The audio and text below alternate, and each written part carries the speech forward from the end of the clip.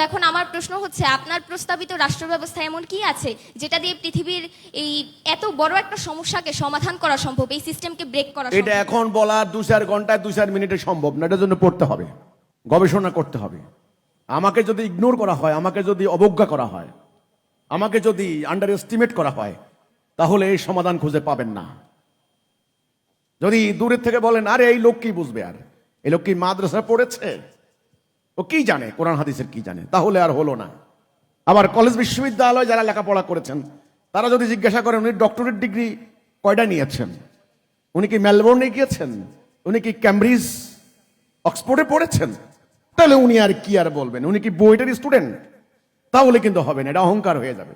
আমি শুরুতেই বলেছিলাম এটা ঐশী বিধান, ঐশী নিয়ম, ডিভাইন ল, ডিভাইন গাইডেন্স, আল্লাহর পক্ষ থেকে আসে, এটার নাম ইলমে লাদুনি।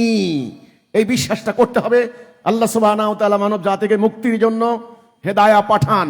ফাইম্মা ইয়াতিয়ান্নাকুম মিন্নি হুদা ফামান তাবিআ হুদায়া ফালা খাউফুন আলাইহিম ওয়া লাহুম ইয়াহজানুন। হেদায়া আসে আল্লাহর পক্ষ থেকে। কাজেই বিশ্ব মানবতার মুক্তির জন্য আমার এই বই, এটাকে পড়তে হবে, জানতে হবে। এখানে দাঁড়িয়ে এক কথায় বলা সম্ভব নয়। ধন্যবাদ।